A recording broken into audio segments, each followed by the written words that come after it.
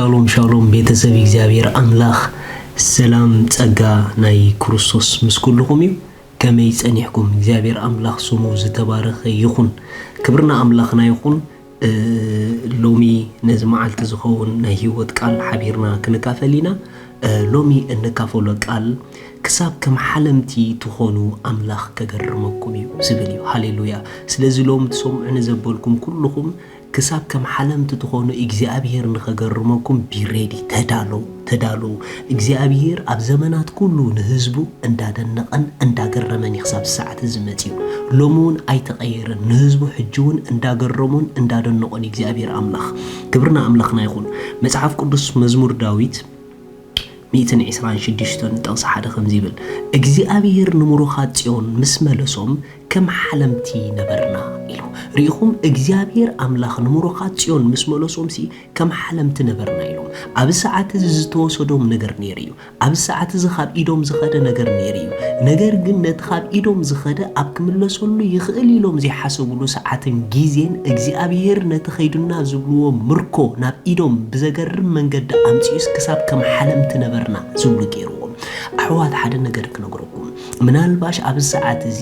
ብዙሕ ነገር ካብቲ ስኹም ዝመደብኩምሞ ወጻኢ ከይድኩም ክኸውን ይኽእል እዩ ኣብ ሓዳር ዘለኹም ሜባ ሓዳርኩም ኣብ ጽቡቕ ደረጃ ከይህሉ ይኽእል እዩ ደቂ ዘለኹም ምናልባሽ ደቅኹም ካብቲ ስኹም ተሓስብዎን ትግምትዎን መንገዲ ወፂኦም ኣብ ዘይድሊ መንገዲ ከይዶምኹም ክኾኑ ይኽእሉ እዮም ብኢኮኖሚ ደረጃ ክኸውን ይኽእል ብጥዕና ደረጃ ክኸውን ይኽእል ብኣገልግሎት ደረጃ ክኸውን ይኽእል ብዝተፈላለየ መንገድን ኣቕጣጫ ናይ ህይወትኩም ካብቲ ስኹም ዝመደብኩምሞ ወይ ድማ ካብቲ ናይ እግዚአብሔር ፍቓድ ትብልዎ ወጻኢ ኸይዱ ክህሉ ይኽእል እዩ ዝተፈላለዩ ዓይነት ንፋሳት ኣብ ህይወትኩም ብዙሕ ነገራት ኣምፂልኩም ክኸውን ይኽእል እዩ ብዙሕ ነገር ኣብ ኢድኩም ክህሉ ዝግብኦ ከይህሉ ይኽእል እዩ ብሰዓት እዚ ነገር ከምቲ ትደልይዎ ትኽክለኛ መልክዑ ዘይሓዘ ክኸውን ይኽእል እዩ ሎም ግን ንዓኹም ቃል ኣለኒ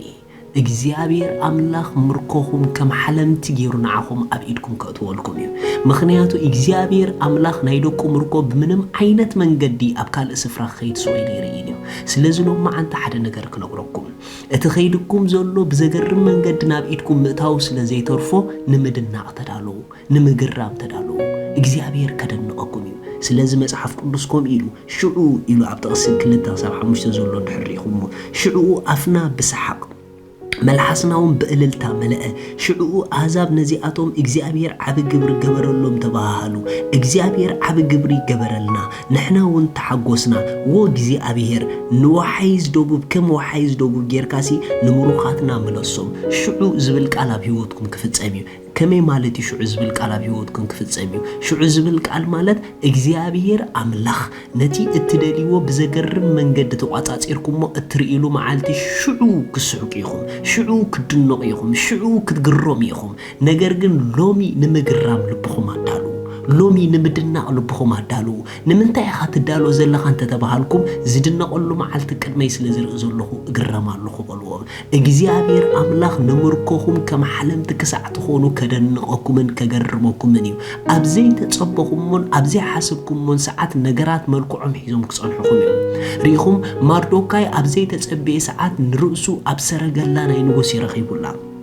ረኺብዋ ይሲ ሎሚ ኣብ ኣፍ ደገ ንጉስ ሓሙኽሽቲ ተኸዲኑ ዝልምን ዝነበረ ሰብኣይ ነገር ግን ሽዑኡ ንጽባሒቱ ድማ እንደገና ኣብ ናይ ንጉስ ሰረገላ ንርእሱ ደይቡ ሰባት ንዕኡ ክሰግዱሉ ጀሚሮም ይከኣሎይ ንእግዚአብሔር ካብ ዝሓሰብኩሞ ንላዕሊ ዘገርም ነገር ክገብር ነገር ግን ተዛረቡ ኣውጁ ዘደንቕ መዓልታት ቅድመ ይርኢ ኣለኹ በሉ እግዚአብሔር አምላኽ ድማ ከም ሓለምቲ ክገብረኩም እዩ እቶም